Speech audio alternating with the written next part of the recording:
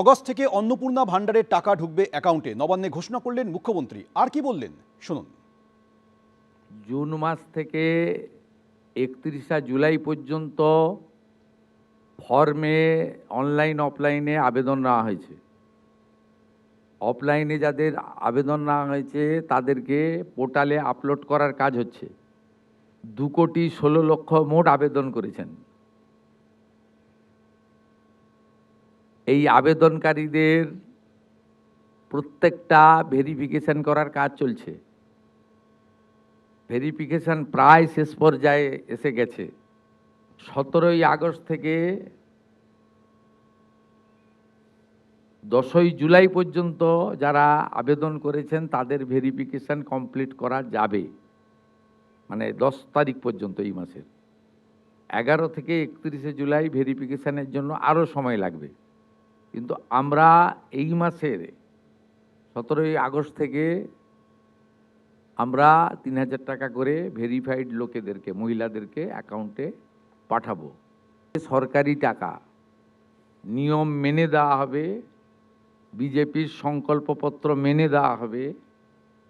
একটা স্কিম তৈরি করতে গেলে, দিতে গেলে যে ফাইন্যান্সিয়াল মিনিমাম ডিসিপ্লিন লাগে সেটা রেখেই দেওয়া হবে। 25 থেকে 60 বছর বয়সী লোকেদের দেওয়া হবে।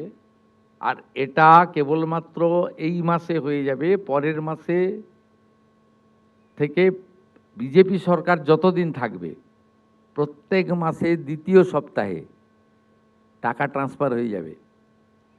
অতএব এটা নিয়ে বিভ্রান্ত হওয়ার কিছু নেই। দুর্নীতিতে zero tolerance. Sub assistant engineer গ্রেপ্তার। জাম্বনির বিডিও অফিস থেকে তাকে গ্রেপ্তার করা হয়।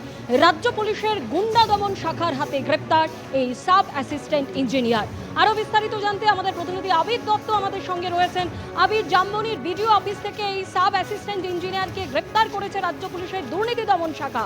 ঠিক কী অভিযোগ তার বিরুদ্ধে? দেখো, রাজ্যের দুর্নীতি দমন শাখার তরফ থেকে আজকে গোপন সূত্রে খবর পেয়ে তারা যান বিডিও অফিসে, যে বিডিও অফিস রয়েছে ঝাড়গ্রাম জেলার অন্তর্গত জাম্বনিতে, এবং সেখানে কিন্তু হাতে নাতে ধরা হয় এক ব্যক্তিকে যার নাম বিমল সাহা। তিনি সাব অ্যাসিস্ট্যান্ট ইঞ্জিনিয়ার এবং 2 লক্ষ টাকা ঘুষ নেওয়ার সময় হাতে নাতে তাকে ধরা হয় এবং তাকে ইতিমধ্যে গ্রেপ্তার করা হয়েছে। যেটা জানা যাচ্ছে যে মূলত একজন সাব কন্ট্রাক্টর যে সেখানে নির্মাণের কাজ করেছিলেন, সেখানে সাব হেলথ সেন্টার নির্মাণের কাজ করেছিল।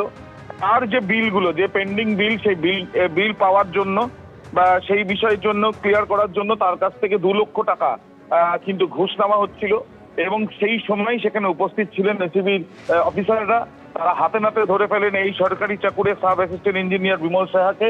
তাকে গ্রেপ্তার করা হয়েছে এবং গোপন সূত্রে খবর পেয়েই প্রথমে সেখানে যায়। এক প্রকার বলা যায় যে অন্য পরিচয় দিয়েই সেখানে আধিকারিকরা সেখানে দাঁড়িয়েছিলেন এসিবির, এবং তারপরে তারা হাতে নাতে ঘুষ নেওয়ার সময় হাতে নাতে পাকড়াও করে।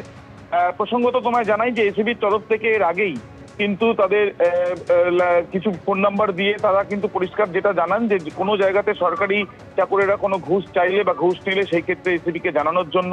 কোনো অবস্থায় দুর্নীতিকে হবে না এবং দুর্নীতি আটকাতে হবে, সেই জন্যই কিন্তু তাদের তরফ থেকে এই নজরদারি প্রক্রিয়া চালানো হচ্ছে। এবং সেখানেই দেখা গেল যে ঝাড়গ্রামের জাম্বনিতে সেখানে একজন সরকারি আধিকারিক বিডিও অফিসের ভেতরে ঘুষ নিতে গিয়ে ধরা পড়লেন। ধন্যবাদ। এবিপি আনন্দ, এগিয়ে থাকে, এগিয়ে রাখে।